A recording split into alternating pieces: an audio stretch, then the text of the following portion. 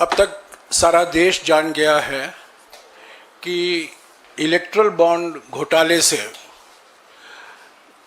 Bharatiya Janata party ने करीब 8,250 करोड़ रुपया चंदा इकट्ठा किया है। हमने विस्तार से इस पर चर्चा की है पिछले कुछ दिनों में। जो 4 रास्ते अपनाए गए हैं बीजेपी द्वारा, पहला रास्ता था चंदा दो धंधा लो, यानी कि प्रीपेड घूस।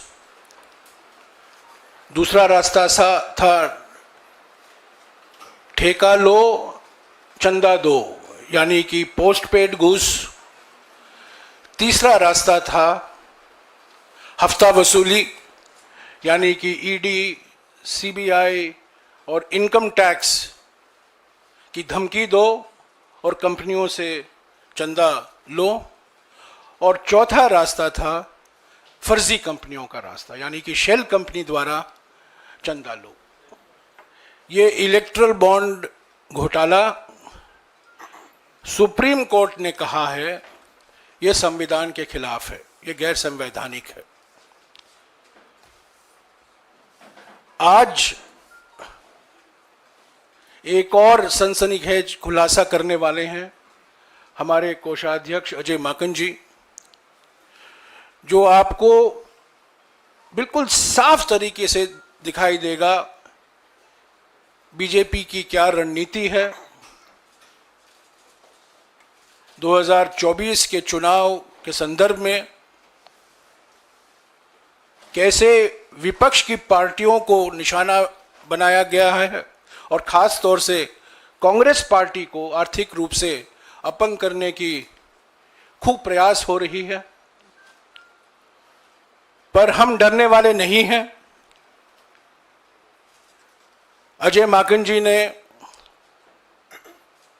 जो अभी वो खुलासा करने वाले हैं, उन्होंने काफ़ी गहरा विश्लेषण किया है और ये सब जानकारी इलेक्शन कमीशन के वेबसाइट पर उपलब्ध है।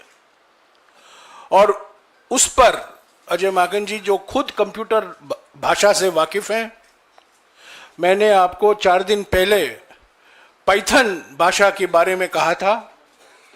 आज उन्होंने पाइथन के बाप, कंप्यूटर में पाइथन का बाप भी होता है, अजगर का बाप भी होता है, उस बाप का नाम है आर लैंग्वेज।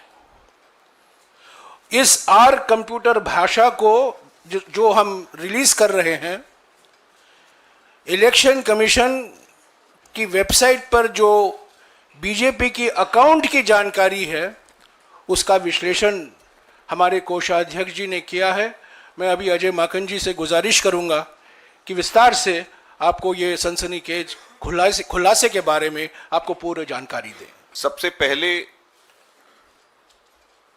तो किस तरीके से लेवल प्लेइंग फील्ड भाजपा की सरकार ने नहीं रहने दिया अपने ऑपोजिशन पॉलिटिकल पार्टी से, और कैसे बीजेपी को फेवर किया जा रहा है और इनकम टैक्स की उन्हीं धाराओं का इस्तेमाल करके कांग्रेस को पिनलाइज किया जा रहा है और बीजेपी की तरफ आंख बंद किया जा रहा है। सबसे पहले तो इस बात को की जानकारी हम आपके सामने रखेंगे।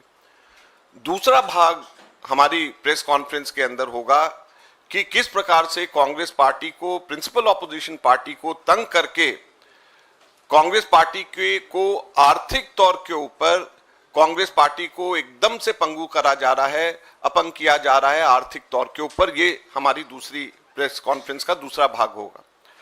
सबसे पहले साथियों, मैं आपको बताना चाहूंगा, ये मेरे हाथ में रिप्रेजेंटेशन ऑफ पीपल्स एक्ट है और रिप्रेजेंटेशन ऑफ पीपल्स एक्ट में सेक्शन 29C ये हर पॉलिटिकल पार्टी के ट्रेजरर को बताता है कि हर पॉलिटिकल पार्टी को किस फॉर्मेट के अंदर जो डोनेशंस उसको आई हैं वो डोनेशंस को इलेक्शन कमीशन को और इनकम टैक्स को देना होता है, सेक्शन 29C।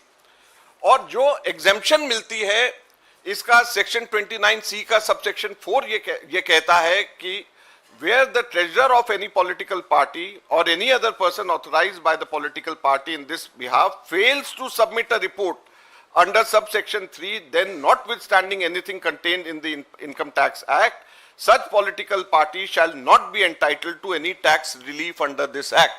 तो कोई भी एग्जाम्पशन लेने के लिए इस जो प्रिस्क्राइब फॉर्मेट इसके अंदर है, उस प्रिस्क्राइब फॉर्मेट में अगर कोई भी वायलेशन होती है, जो ट्रेजरर अगर उसको करता है, तो उसको एग्जाम्पशन उसकी विड्रॉ हो जाती है।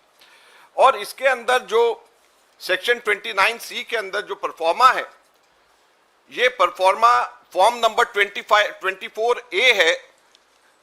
ये दोनों की दोनों चीजें 29C और परफॉर्मा जो फॉर्म 24A है, ये हमने बैकग्राउंड नोट सर्कुलेट किया है, आप लोगों के फोन में अभी तक के आ गया होगा, उसमें दोनों की दोनों चीजें हैं। तो आप लोग अगर इस पे भी ध्यान देंगे तो वो आपको मिल जाएगा, उसमें कोई आपको चिंता करने की बात नहीं है।